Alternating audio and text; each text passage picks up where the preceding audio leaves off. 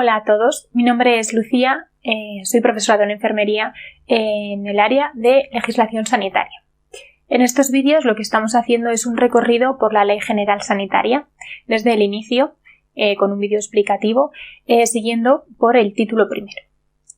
En vídeos anteriores, dentro del título primero, que se titula Del Sistema de Salud, hemos visto el capítulo 1, que hablaba de los principios generales, el capítulo 2, que hablaba de las actuaciones que deben llevar a cabo las administraciones públicas, y en el capítulo 3 lo que vimos fue la salud mental. El capítulo 4 está derogado.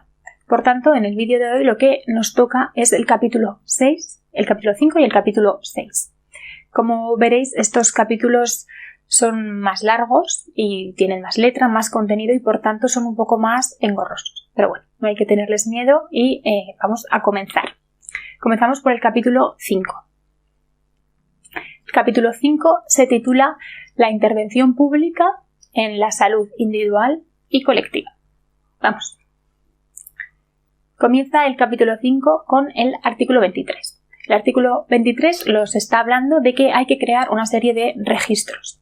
Dice así: para la consecución de los objetivos que se desarrollan en el presente capítulo, las administraciones sanitarias, de acuerdo con sus competencias, crearán registros y elaborarán los análisis de información necesarios para el conocimiento de las distintas situaciones de las que puedan derivarse las acciones de intervención en la autoridad sanitaria. Es decir, esta ley lo que nos está diciendo es que hay que crear registros y hacer análisis de información.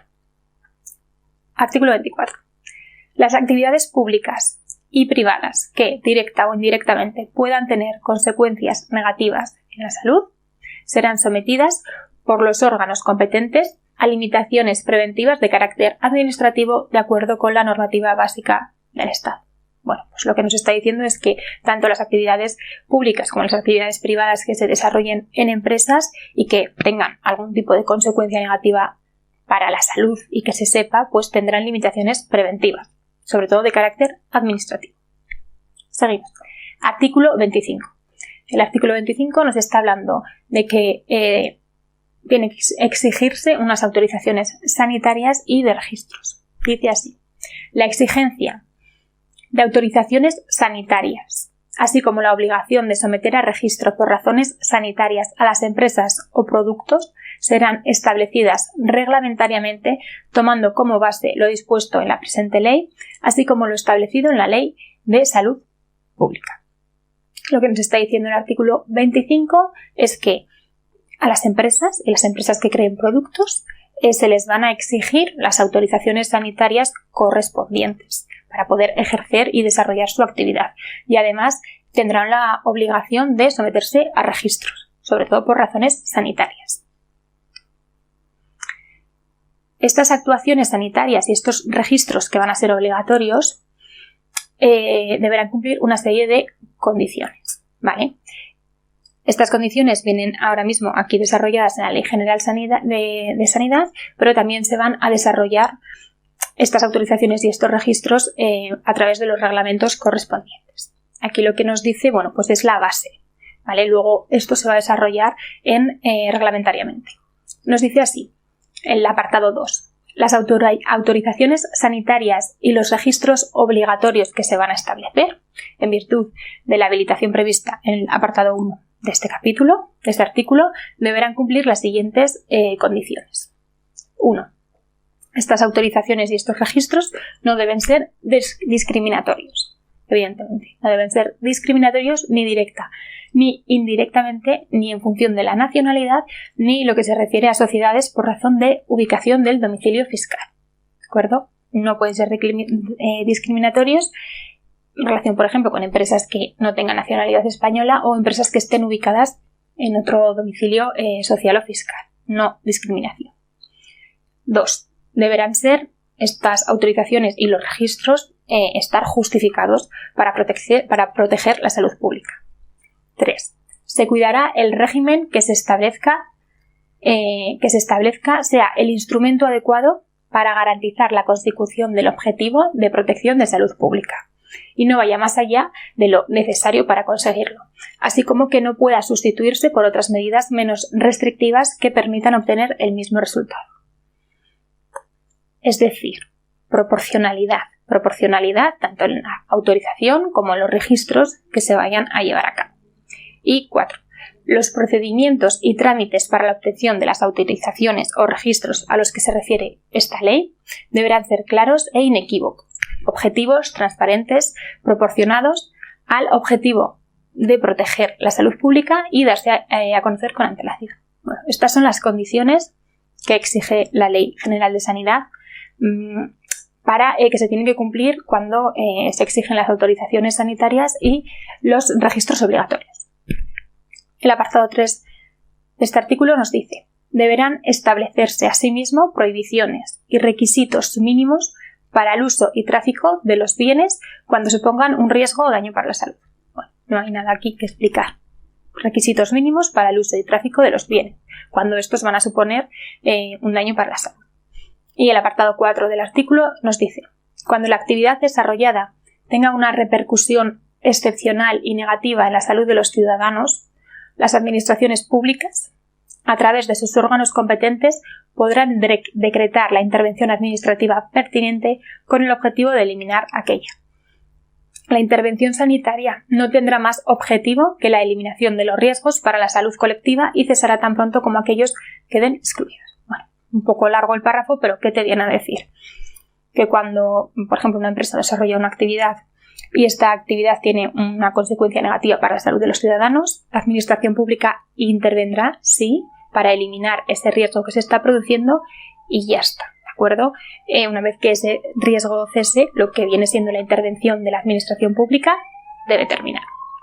El artículo 26 está en relación con el artículo anterior, con el artículo 25, y lo que nos dice es la actuación que tiene que llevar a cabo la administración pública cuando existe un riesgo inminente para los ciudadanos o para la población.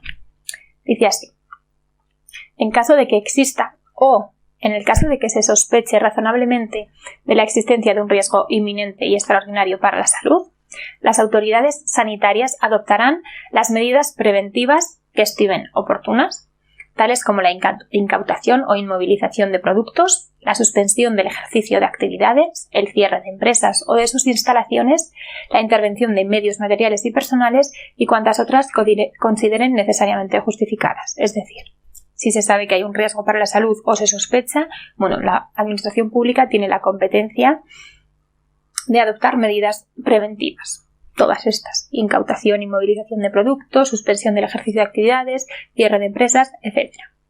Y el apartado 2 nos dice que estas medidas que llevarán a cabo la administración pública en el caso de un riesgo inminente, estas medidas, la duración de estas medidas, que se refiere este artículo, se van a fijar para cada caso, sin perjuicio de las prórrogas sucesivas acordadas por resoluciones motivadas y que no excederá de lo que exija la situación de riesgo inminente y extraordinario que las justificó.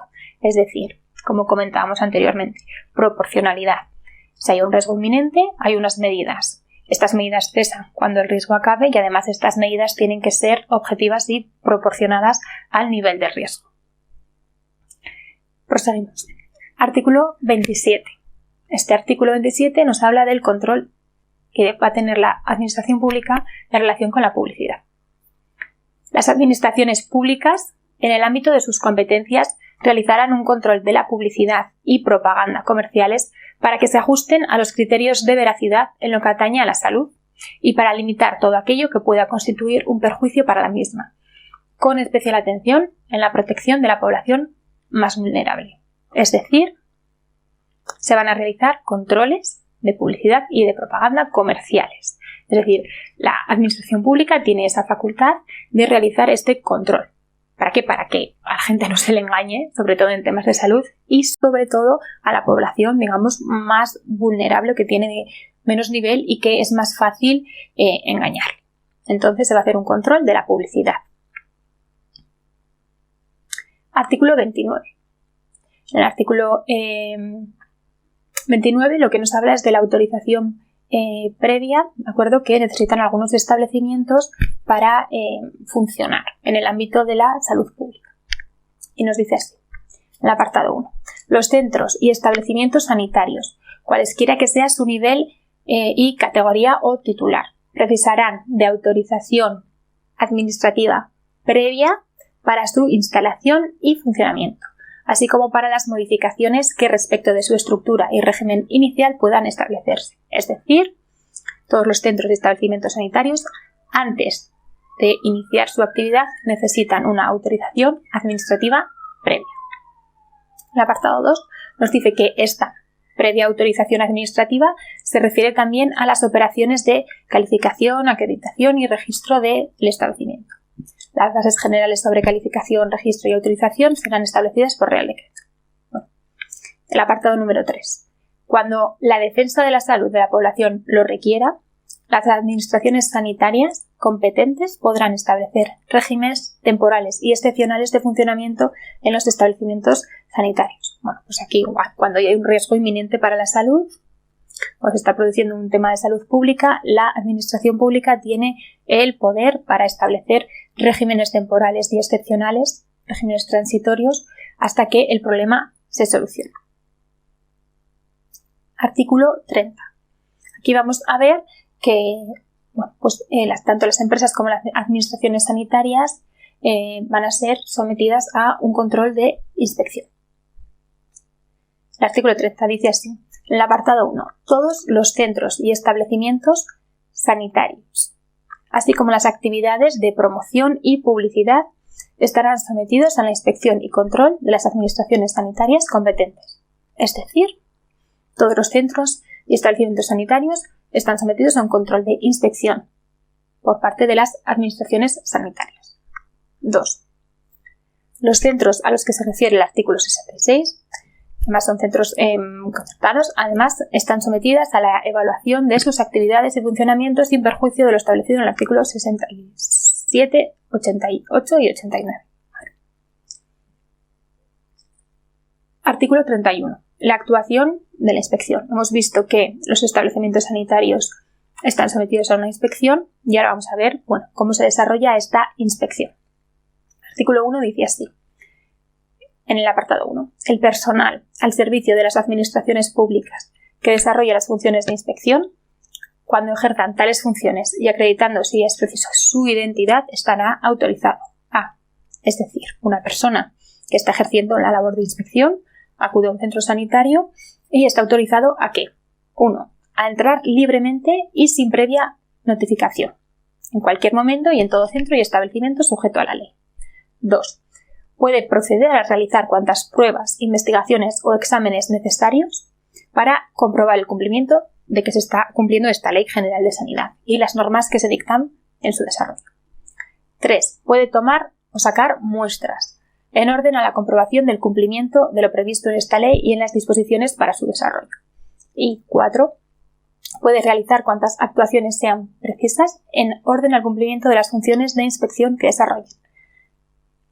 4 funciones tienen el personal que se encarga de las funciones de inspección. 1. Entrar libremente a los centros y sin previa autorización. 2. Proceder a todo tipo de pruebas, investigaciones o exámenes que sean necesarios para ver si se está cumpliendo la ley. 3. Sacar las muestras o tomar muestras que sean necesarias. Y 4. Realizar, además de todo esto, todas las actuaciones que sean necesarias para ver si se está cumpliendo la ley. En el apartado 2 de este artículo nos dice: como consecuencia de las actuaciones de inspección y control, las autoridades sanitarias competentes podrán ordenar la suspensión provisional, la prohibición de las actividades y la clausura definitiva de los centros y establecimientos, por requerirlo la salud colectiva o por incumplimiento de los requisitos exigidos para su instalación y funcionamiento. Es decir, una vez que hay una labor de inspección, si no se están cumpliendo lo establecido por esta ley, porque además ha provocado un problema de salud colectiva o porque no se están cumpliendo los requisitos que exige la ley, ¿qué se puede hacer? Suspender provisionalmente la actividad de ese centro, prohibir las actividades en ese centro o directamente, finalmente, la clausura definitiva de estos centros. Con esto finalizaríamos el capítulo 5. Ahora vamos a proceder a la explicación del capítulo 6 dentro del título 1. Este capítulo 6 se titula de las infracciones y sanciones. Y como su propio nombre indica, pues en este capítulo estos artículos lo que van a recoger qué infracciones dentro de las administraciones públicas que se dedican a sanidad son susceptibles de imponer sanciones. Dice así, comienza con el artículo 32. Dice, las infracciones en materia de sanidad serán objeto de las sanciones administrativas correspondientes previa instrucción del oportuno expediente sin perjuicio de las responsabilidades civiles, penales o de otro orden que puedan ocurrir. Es decir, si hay algún tipo de infracción o alguna acción que se sospecha que puede ser infracción, lo que se hace es abrir un expediente administrativo, sin perjuicio de otro tipo de responsabilidades, pero ya inicialmente hay que abrir un expediente administrativo. 2. En los supuestos en los que las infracciones pudieran ser constitutivas de delito, la Administración pasará el tanto a la jurisdicción competente y se abstendrá de seguir el procedimiento sancionador mientras la autoridad judicial no dicte sentencia firme. Es decir, tenemos conocimiento de una infracción o de una posible infracción, dentro de la administración pública se le abre un expediente. Si además esa infracción puede ser un delito, lo que hay que hacer es, pasárselo al juzgado y el juzgado que decida. Y hasta que no hay una sentencia del juzgado diciendo si es delito o no, el procedimiento administrativo, es decir, el expediente administrativo, se para. Apartado siguiente. De no haberse estimado la existencia de delito, es decir, si hay una sentencia pero no entienden que hay delito, la Administración continuará el expediente sancionador tomando como base los hechos que los tribunales hayan considerado probados.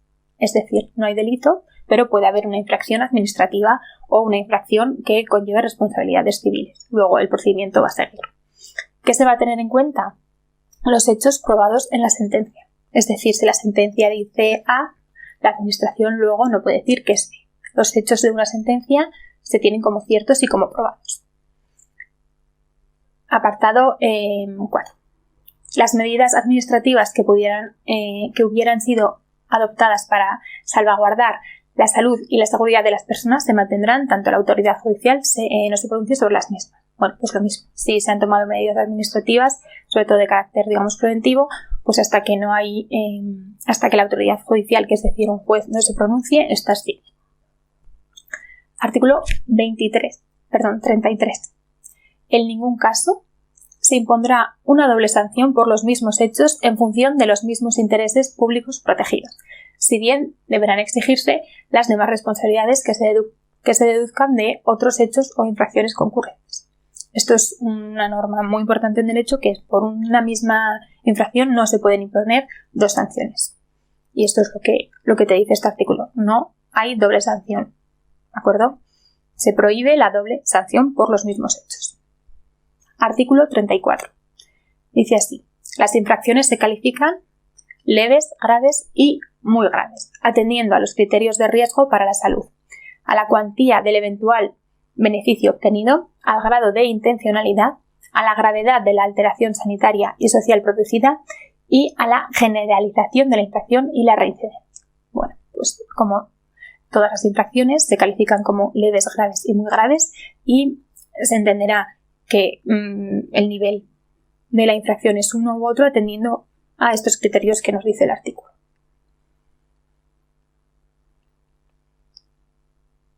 Ya en este artículo 35 lo que hace es tipificar qué tipos de infracciones hay, cuáles son infracciones leves, cuáles se entienden que son infracciones graves y cuáles se entienden que son infracciones muy graves. Como infracciones leves, ¿cuáles tendríamos? Las simples irregularidades en la observación de la normativa sanitaria sin trascendencia directa para la salud pública. Bueno, pues una simple irregularidad que no tiene trascendencia para la salud. Las cometidas por simple negligencia siempre que la alteración o riesgos sanitarios producidos fueran de escasa entidad. Bueno, pues una actuación negligente pero que no tenga grandes consecuencias, pues también es una infracción leve. Y tercero, las que en razón de los criterios contemplados en este artículo merezcan la calificación de leves o no proceda a su calificación como graves o muy graves. Bueno, pues esto es un poco cajón de desastre, es decir, si hay una infracción y no es grave o muy grave, pues se puede igual meter como infracción leve. Bueno, infracciones graves, ¿cuáles son? Las que reciban expresamente dicha calificación en la normativa especial aplicable. Es decir, si hay una normativa específica y te dice que tal sanción es grave, bueno, pues es grave, no hay otra. Las que se produzcan por falta de controles y precauciones exigibles en la actividad, servicio o instalación. 3. Las que sean concurrentes con otras infracciones sanitarias leves o hayan servido para facilitarlas o encubrirlas. 4. El incumplimiento de los requerimientos específicos que formulen las autoridades sanitarias siempre que se produzcan por primera vez. 5. La resistencia a suministrar datos, facilitar información o prestar colaboración a las autoridades sanitarias o a sus agentes o al órgano encargado del registro estatal de profesionales sanitarios. 6.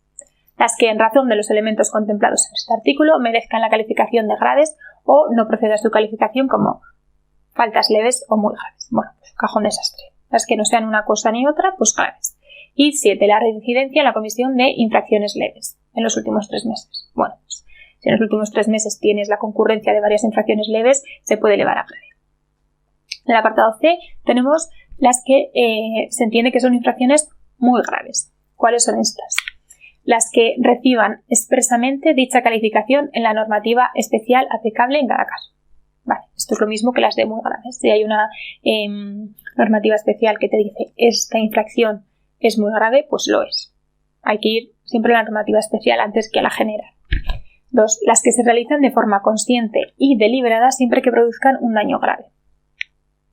3. Las que sean concurrentes con otras infracciones sanitarias graves o hayan servido para facilitar o encubrir su comisión. 4. El incumplimiento reiterado de los requerimientos específicos que formulen las autoridades sanitarias. 5. La negativa absoluta a facilitar información o prestar colaboración con otros servicios de control o inspección. 6. La resistencia, coacción, amenaza, represalia, desacato o cualquier otra forma de presión ejercida sobre autoridades sanitarias o sus agentes. 7. Las que en razón de los elementos contemplados en este artículo y de su grado de concurrencia merezcan la calificación de muy graves o no proceda a su calificación como leves o graves. La reincidencia en la comisión de faltas graves en los últimos 5 años. Es decir, tenemos más de una falta grave en los últimos 5 años, bueno, pues se puede elevar a muy grave. Estas son las infracciones, leves, graves, muy graves, y dependiendo, como sabéis, del tipo de infracción, del nivel de la infracción, bueno, pues las sanciones serán unas o serán otras. Y en el artículo 36 lo que recoge son estas sanciones. Las infracciones en materia de sanidad pueden ser sancionadas con multas, ¿vale? Con multas de acuerdo al nivel de la infracción. Si son infracciones leves, la multa es hasta 3.500,06 euros. Si las infracciones son graves, la multa sería desde 3.005,07 a 15.025,30 céntimos. Y si la infracción es muy grave, la multa puede ser desde los 15.025,31 a los 600.001 euros con 0,12,10 céntimos. Bueno, son las que son, aquí no hay que explicar nada porque, bueno, las multas son las que son. Además, en los supuestos de infracciones muy graves, podrá acordarse por el Consejo de Ministros o los consejos de gobierno de las comunidades autónomas que tuvieran competencia para ello, el cierre temporal del establecimiento, la instalación o el servicio por un plazo máximo de 5 años. Es decir, que aparte de lo que son las multas, si la infracción es muy grave, también se puede acordar que se cierra el establecimiento hasta un máximo de 5 años. Las cuantías señaladas anteriormente deberán ser revisadas y actualizadas periódicamente por el gobierno. Bueno, pues estas cuantías, cuando salió la ley en el año 86, estaban en pesetas y, como veis, bueno, pues se van actualizando y ahora son estas. Finalmente, para acabar el capítulo 6, tenemos el artículo 37 y dice así: no tendrán carácter de sanción la clausura o cierre de establecimientos, instalaciones o servicios que no cuenten las que no cuenten con las previas autorizaciones o registros sanitarios preceptivos o la suspensión de su funcionamiento hasta que no se subsanen estos defectos o se cumplan los requisitos exigidos. Es decir, si un establecimiento no tiene la autorización y los registros necesarios y se decreta su cierre, eso no tiene consideración de sanción, porque directamente no podía haber iniciado su actividad. Si el establecimiento tiene las correspondientes autorizaciones y registros y cumple la ley y comete una infracción y se cierra, eso sí es una sanción. Pero si tú has abierto un establecimiento y no cuentas con los requisitos necesarios ni con las autorizaciones necesarias y lo cierran, no tiene condición de sanción porque directamente tú no podrías estar ejerciendo esa actividad. Bueno, con este artículo 37 finaliza el capítulo 6.